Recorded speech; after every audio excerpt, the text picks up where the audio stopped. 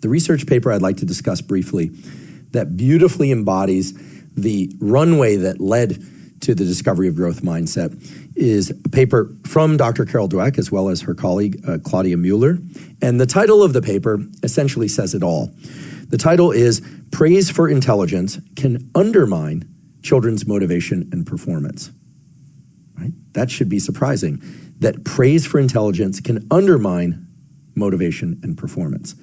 I would have thought, and I think many people probably believe, that if you tell a child or an adult that they're really good at something and you're genuine about that feedback, meaning they're performing well, and you say, great, you're doing really well, you're so smart, you're so talented, that their performance would continue to improve, that it would bolster their motivation to engage in that activity, which hopefully they enjoy.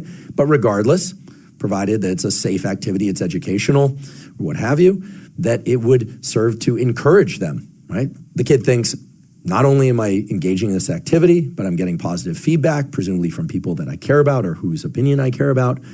Wouldn't that serve to elevate performance? It does not. In fact, the exact opposite happens. So I'll just give you a few of the key takeaways from this study. The way it was done is very interesting. They essentially gave feedback about performance that was linked up with a child's intelligence, telling a kid they're smart, they're talented, that they can learn things really easily, or that they're very good at learning, this sort of thing. And they called that intelligence feedback. Or they gave them what was called effort feedback. The simple way to think about effort feedback is that it's more attached to verbs as opposed to labels. So effort feedback consists of things like, you tried really hard on that problem. It was great the way that you applied effort. It was great the way that you persisted. It was great the way that even when you got the wrong answer, you spent 10 minutes thinking about it and then you tried again and again. Or in some cases, even if they didn't get the right answer, telling them, well, even though you didn't get the right answer, it's really terrific that you continue to try. Okay, so intelligence feedback was the sort of feedback that was tied to labels of identity, things like smart, talented, etc. Whereas effort feedback was tied to verbs, choices, behavioral and cognitive choices that children made in an effort to learn or get better at something. So in this study, which included over 100 children, they either got the intelligence type feedback or the effort type feedback, or there was a control group that didn't get either the intelligence or the effort type feedback. And then they looked at a number of different outcomes. So I'll just highlight a few examples of what they found.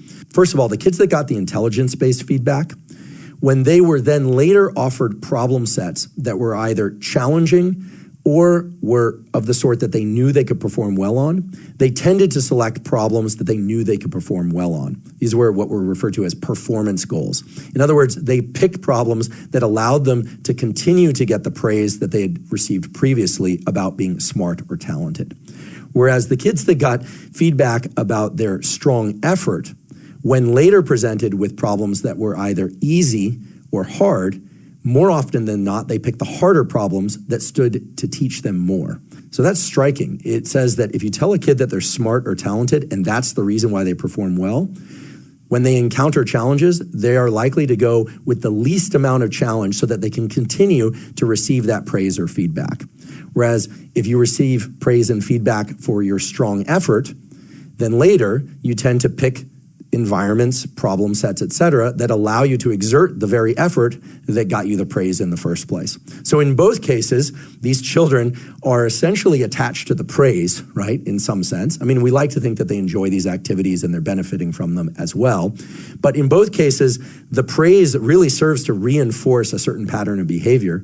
But in the case of giving intelligence feedback, the kids are really just trying to reinforce being told that they're smart or talented, as opposed to reinforcing the engagement in the activity that got them the praise in the first place.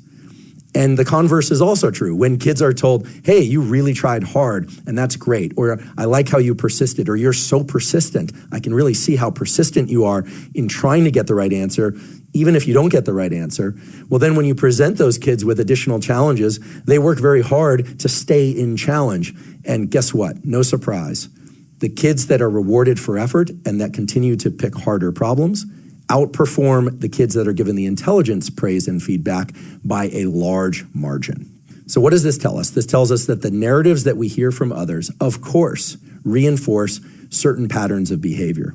What else does this tell us? This tells us that if you're a parent or teacher, you have to be very careful about giving feedback to a child that is attached to their identity around an endeavor, especially if they're performing well at that endeavor, right?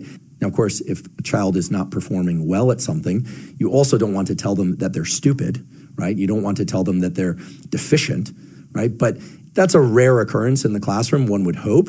That's a rare occurrence on the field, one would hope. But what's very common, very, very common, is that when we see children or adults performing well, we tend to give them identity labels as a way to try and reinforce whatever behavior we observe and we like.